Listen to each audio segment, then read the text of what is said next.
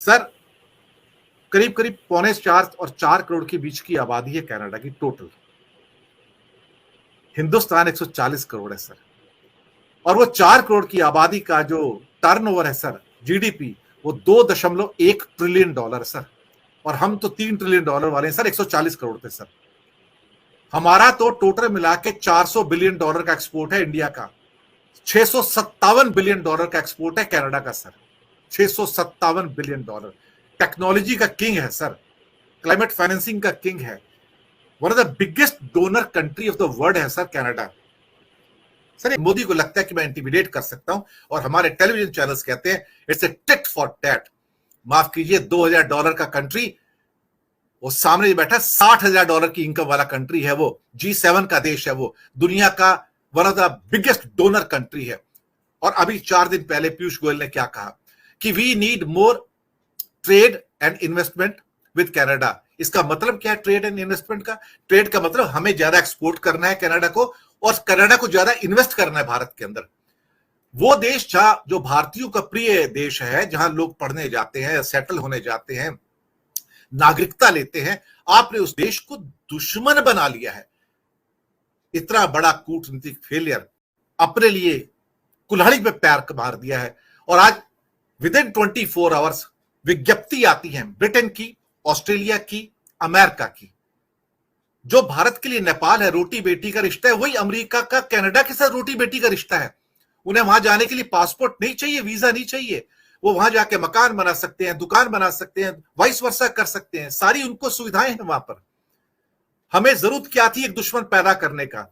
India has created an enemy in the G7 world. It's one of the most unfortunate but huge failure of foreign policy. के बाद Victoria में, यानी कि Melbourne के अंदर भी जो डिफेसमेंट हुआ है मंदिरों का, और वहां भी इल्जाम सारा का सारा जो था पूरा का पूरा सिखों के ऊपर आया। लेकिन ऑस्ट्रेलिया सरकार की जो रिपोर्ट्स आई हैं ब्रिस्बेन से और मेलबोर्न से, चौंकाने वाली हैं। उनका कहना है कि जितना भी डिफेसमेंट हुआ है ये हिंदुओं के द्वारा स्वयं किया गया है, इसमें सिखों का कोई रोल नहीं है। ये चौंकाने वाली रिपोर्ट है, मेरी रिपोर्ट नहीं, ऑस्ट्रेलिया की रिपोर्ट है। उनका कहना है कि जब मंदिर के ऊपर या मंदिर का डिफेसमेंट किया गया, उससे ठीक पहले उनके सारे सीसीटीवी कैमरास बंद कर दिए गए। सारे सीसीटीवी कैमरास बंद कर दिए गए ताकि उनकी रिकॉर्डिंग वहां पर ना हो सके। तो ये इल्जाम वहां से निकल कर आया है। और दोनों जगह की जो रिपोर्टिंग आई है वो कहते हैं कि जो विक्टोरिया का, यानी कि मेलबोर्न का एग्जाम्पल था, जो उसकी मोडस ऑपरेंडी थी, उसको क्वींसलैंड ब्रिस्बेन के अंदर भी फॉलो किया गया। इस बात का जो वर्ड्स में कहा गया है, ऑस्ट्रेलिया के जो सॉलिसिटर हैं उनका कहना है कि मुझे ये सारी की सारी इंफॉर्मेशन जो है सीनियर डिटेक्टिव ऑस्ट्रेलिया के निकोल डॉयल से प्राप्त हुई। ये उनका कहना ये भी है कि हालात ऐसे हो गए कि जब 3 मार्च की रात को डिफेसमेंट होता है, तो वो बंदे जो कि हिंदू ओरिजिन के थे, वो 4 तारीख को ब्रिस्बेन के अंदर एक सिख रैली थी, उसके अंदर उन्होंने अपने आप को पार्टिसिपेट करके दिखाने की कोशिश की कि हम कुछ और हैं, हम वो नहीं हैं, but they reach the reality. Australia से प्रूफ आ गए हैं कि वहां पर जितना डिफेसिंग हो रहा है मंदिरों को, हिंदुओं के द्वारा हो रहा है। हिंदू स्वयं सेवक संघ जो है, it is being seen now as a organisation जो उग्रवादी है वहां पर सर। ये मैं बता रहा हूं आपको। और ऑस्ट्रेलिया के पॉलिटिकल सर्कल्स में चर्चा है। मेरी आज सुबह बात हुई वहां पे एक ऑस्ट्रेलियन पॉलिटिशियन से जो लिबरल पार्टी के मेंबर है। वो बोलता है कि Hindus are being seen with the suspicion in Australia now. बोलते ये तो हमारे लिए थ्रेट है, हमारे लिए भविष्य का खतरा है। जैसे इस्लामिक फंडामेंटलिज्म खतरा है, हिंदू फंडामेंटलिज्म, उग्रवाद भी एक खतरा है। सर, हम कर क्या रहे हैं? लेकिन इस सरकार पे तो हिंदुत्व का चश्मा ऐसा चढ़ा हुआ है कि ना तो उन्हें मुसलमान नजर आते हैं, ना ईसाई नजर आते हैं।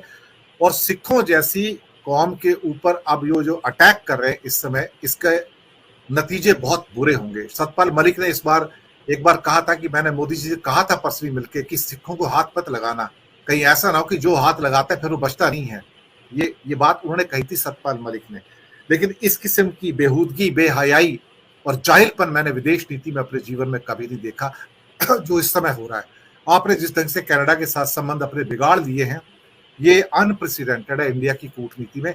और इसकी वजह से सिर्फ कनाडा के साथ नहीं, सारे G7 नेशन जो है भारत के प्रति संशय भर जाएंगे।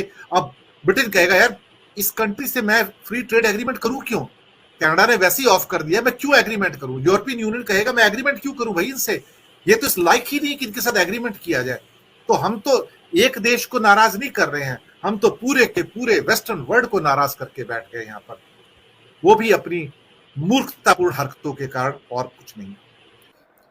उन्हें यह भी समझ लेना चाहिए प्रधानमंत्री को कि यहां पर ये सनातनी नहीं है, ये सिख कौम है, और सिख कौम रिवेंज लेती है। मैं आपको बताऊं, ये सतपाल मलिक ने भी कही ये बात, उसको सनातनी समझने की भूल मत करना। They will take revenge, I am telling you. आप बच नहीं पाएंगे उसके बाद।